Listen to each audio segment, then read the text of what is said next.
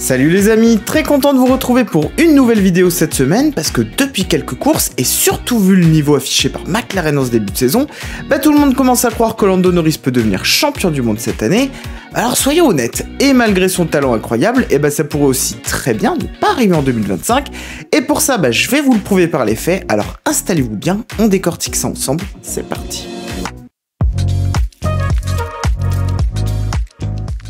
Alors ce qu'on ne peut évidemment pas mettre de côté, c'est le fait que McLaren a clairement franchi un cap. Cette année, ça c'est une certitude. D'ailleurs ils l'ont prouvé partout, ils sont rapides, en qualif, en course, sur différents types de circuits, bref, c'est en tout cas la voiture la plus performante et surtout la plus homogène du plateau. Lando a signé pour sa part plusieurs podiums, quelques pôles même, et il est clairement dans la course. Mais être champion, c'est justement ne pas être simplement rapide, c'est aussi une toute autre dimension.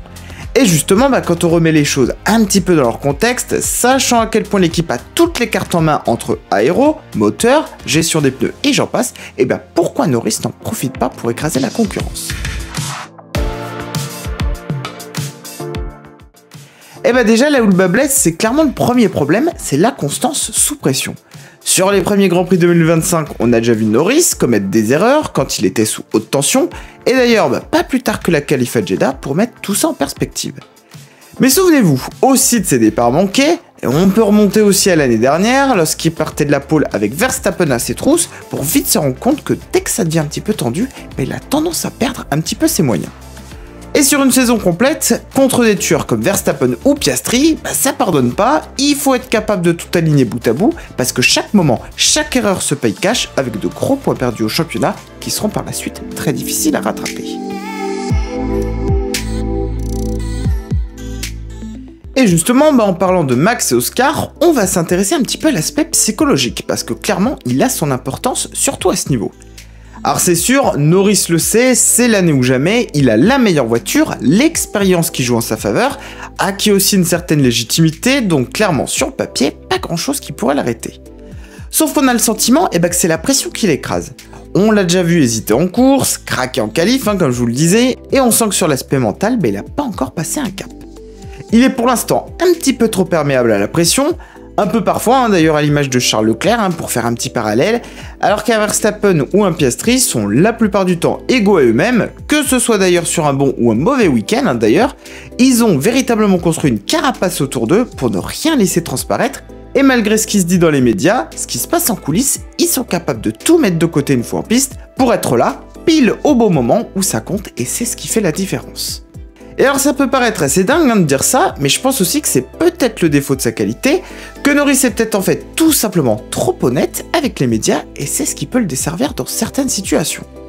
J'entends par là que Lando est du genre à faire rapidement son autocritique, alors ce qui peut être évidemment très utile pour ses débriefs avec l'équipe, pour mieux comprendre comment adapter son pilotage et ce genre de choses, mais le laisser transparaître dans son discours avec les médias, c'est peut-être pas la meilleure chose à faire, parce que c'est clairement un outil que les adversaires peuvent utiliser contre lui pour le déstabiliser, ce qui fait que c'est le serpent qui se mord la queue et qu'au lieu d'être salvatrice, toutes ces critiques et toutes ces remarques qu'il fait sur lui sont encore un moyen de subir davantage de pression.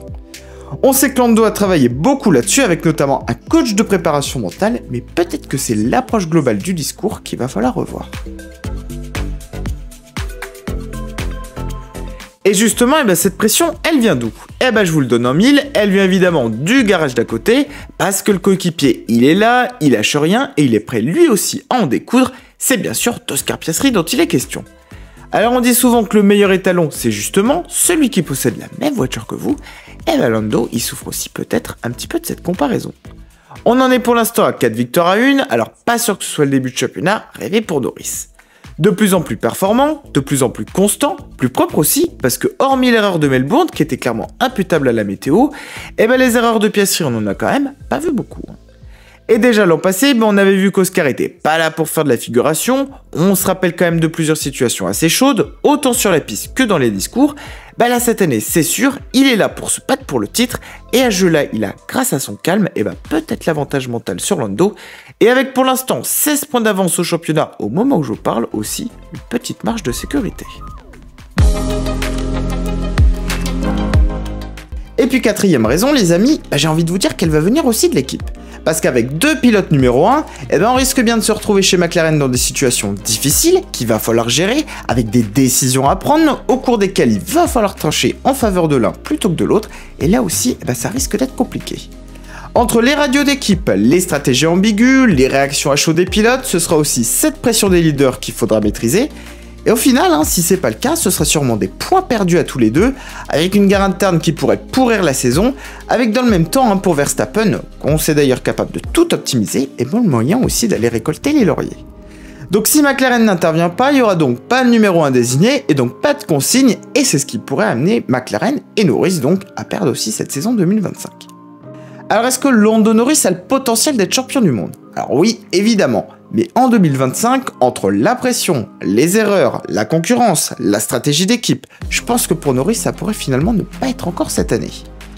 Et vous les amis, j'en profite, qu'est-ce que vous pensez de tout ça? Plutôt Norris, Piastri, Verstappen, est-ce que pour vous Lando a l'étoffe d'un champion? Dites-le moi en commentaire, j'ai hâte de lire vos avis. Merci à tous en tout cas du fond du cœur d'avoir suivi cette vidéo, j'espère qu'elle vous a plu. Si c'est le cas, je compte sur vous pour me laisser votre meilleur pouce bleu, pour commenter et surtout vous abonner à la chaîne, c'est très important. Je vous retrouve très vite pour du nouveau contenu, alors d'ici là, prenez soin de vous et je vous dis à très vite, à bientôt.